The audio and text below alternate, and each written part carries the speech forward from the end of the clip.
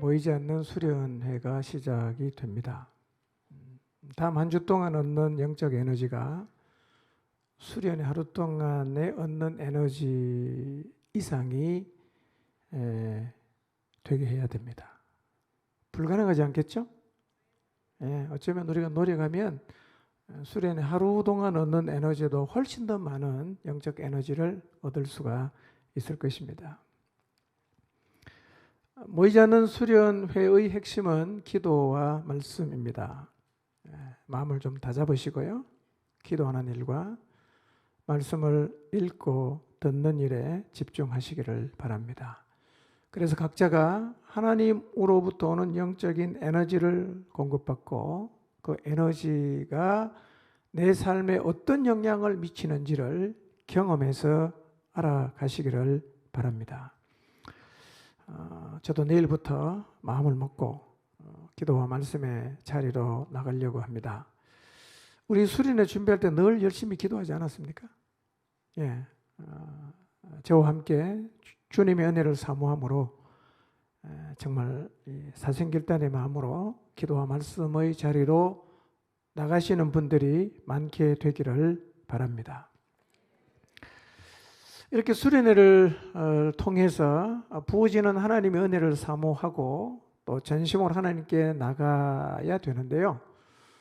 어떤 일을 하든지 간에 늘 우리가 기억해야 되는 것이 바로 공동체입니다. 교회. 이건 절대로 잊으면 안 돼요. 교회를 지켜야 하고 교회를 세워가야 됩니다. 두 가지 말씀드렸어요. 교회를 세워간다는 의미가 무엇인가? 두 가지 말씀드렸습니다. 첫째가 뭐였어요? 하나됨을 지켜나가는 게 교회를 세우는 거예요. 못 지키면 교회는 무너집니다.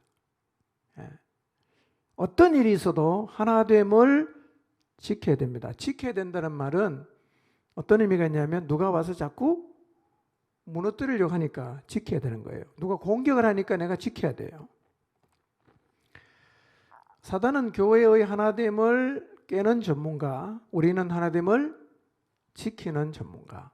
그래서 어디로 올지 다 예상을 하고 어떤 형태로 다가와도 우리가 넘어가지 않고 깨지지 않고 하나됨을 지켜가야 합니다. 그런데 하나됨을 지켜나가기 위해서는 사실은 인격적인 부분이 필요한데요. 네 가지입니다. 네 가지. 늘 기억하시기 바랍니다. 겸손, 온유, 오래 참음, 용납. 사랑으로 서로 용납하는 것을 통해서 하나됨을 지켜나가는 파수꾼이 되시기를 바랍니다. 자, 교회를 세운다는 두 번째 의미가 뭐였죠?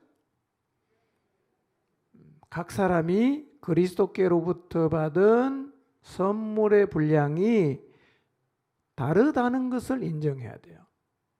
이 자체가 교회를 세우는 거예요. 근데 이걸 만약에 인정을 안 하면 어떻게 되죠?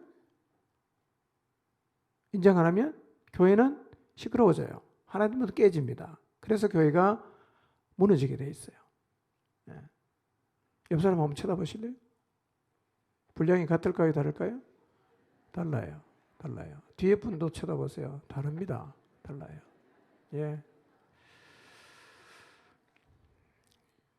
그러니까 내 분량이 클 수도 있고 내 분량이 좀 적을 수도 있는데 일단 뭐 하자? 인정을 해야 됩니다. 근데 사실은 자기 분량대로 사는 게 제일 행복해요.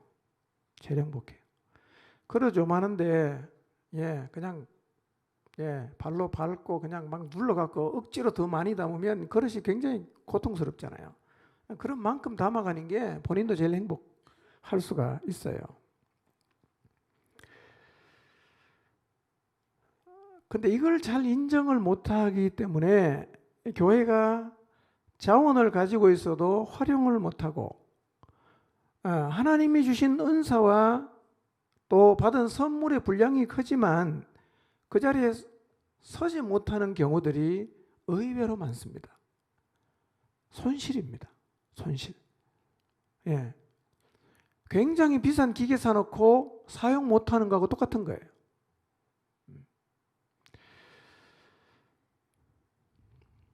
한번 생각해 보십시오. 여러분 지금까지 교회 안에서 지내면서 신앙생활하면서 여러분을 앞질러 간 사람이 있었나요?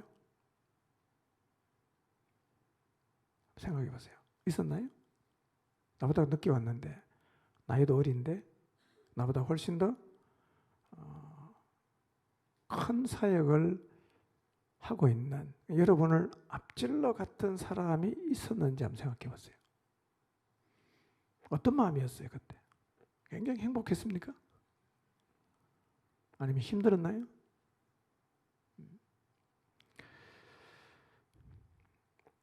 여러분, 몸 안의 지체에는요, 우열이 없어요. 우열이 없습니다. 여러분, 몸에 있는 지체가 서로 잘난 척 합니까? 예, 손이 늘 잘난 척 하던가요? 눈이 늘 잘난 척 하던가요? 안 하죠? 안 해요. 그러니까 무슨 얘기냐면, 우열이 사실은 그 우열의 개념이 아니라는 겁니다. 예, 우열의 개념이 아니에요.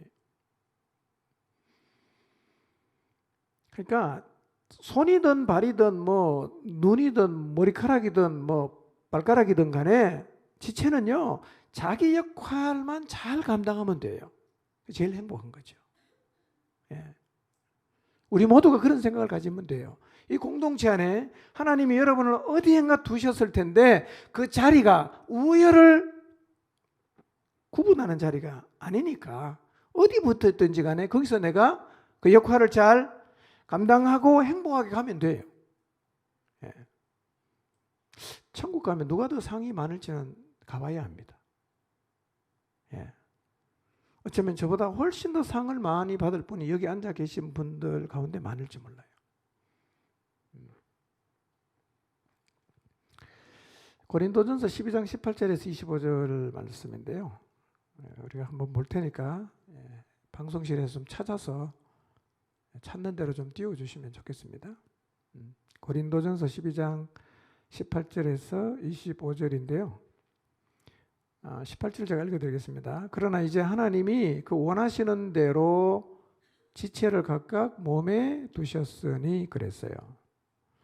그리스도께서 분량을 결정했습니다. 하나님은 뭘 결정합니까? 몸 안에 어디에 붙어 있을지를 결정하셨어요. 우리가 선택하는 게 아니에요. 그리스도께서 분량을 결정하시고 하나님께서 우리를 어디엔가 두셨다고 성경이 말합니다. 주권적으로 하나님 그렇게 하신 거예요. 그냥 우리는 행복하게 그 자리에서 섬기면 되는 것입니다. 우리 몸 안에 지체는 굉장히 많죠. 근데 몸은 몇 개입니까? 하나예요.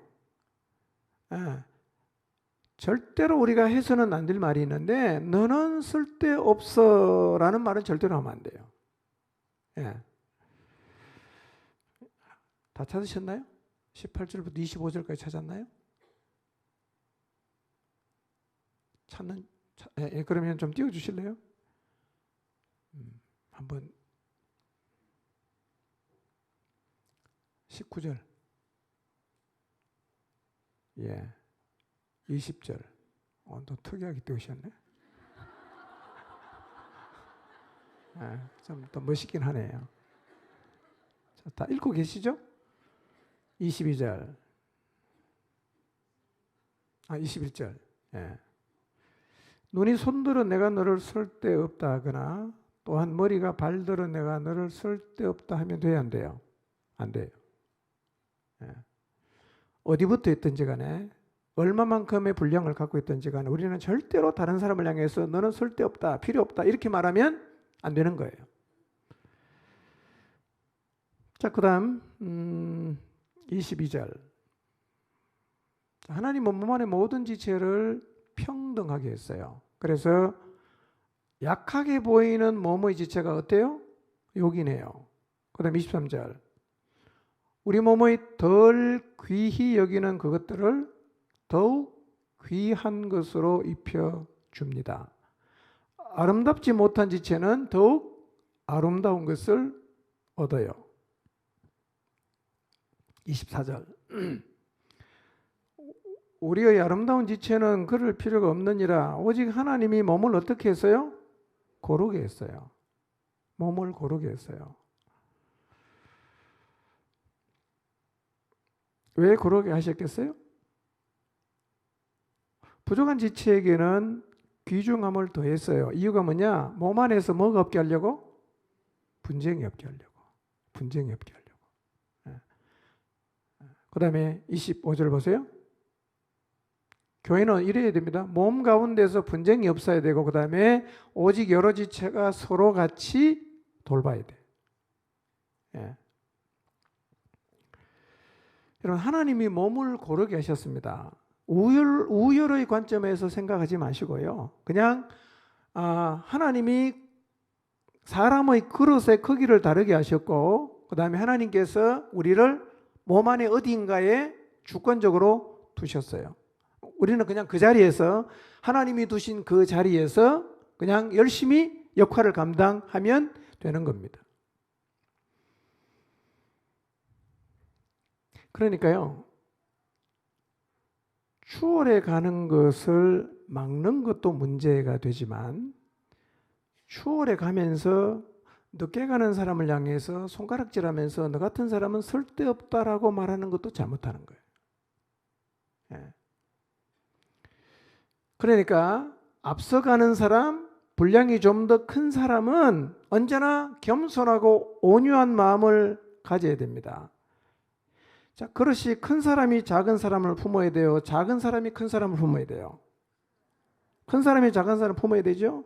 그러면 내 분량이 크다고 하면 사람을 품어야 돼요? 아니면 비난하거나 정죄해야 돼요? 그러니까 하나님이 내게 주신 분량이 크다고 하면서 좀 더 위의 자리에 올라가면서 아래 사람을 품지 못하는 사람은 사실은 그 사람이 그릇이 잘못 평가된 거예요. 위에 올라가는 사람일수록 품을 줄 알아야 돼요. 위에 올라가서 못 품으면요, 그렇게 되면 사실은 교회는 하나가 안 돼요. 그러니 여러분이 다른 사람을 돕는 자리에 서 있고 좀 더 많은 사람을 돕는 자리에 서 있다 하면 뭘 잘해야 됩니까? 내 그릇이 크니까 작은 그릇을 반드시 품을 줄을 알아야 됩니다. 그러니까 추월해 가는 것을 용인하는 것도 중요하지만, 앞서 간다면 뒤따라오는 사람을 용납하고 겸손함을 가지고 품는 것도 동일하게 중요한 거예요. 그러니까 추월해 가면서 룰루랄라 노래를 부르면서 폼 재고 잘난 척하고 이러면 안 돼요. 예. 사실은 어디부터 했던 사실은 똑같은 거예요. 똑같은 거예요. 예. 그래서 분량이 크면 클수록 겸손해야 됩니다. 분량이 크면 클수록 용납의 폭이 커져가야 됩니다. 그래야 교회가 하나 될 수 있고 건강하게 세워져 갈 수가 있습니다. 여러분 꼭 기억하십시오.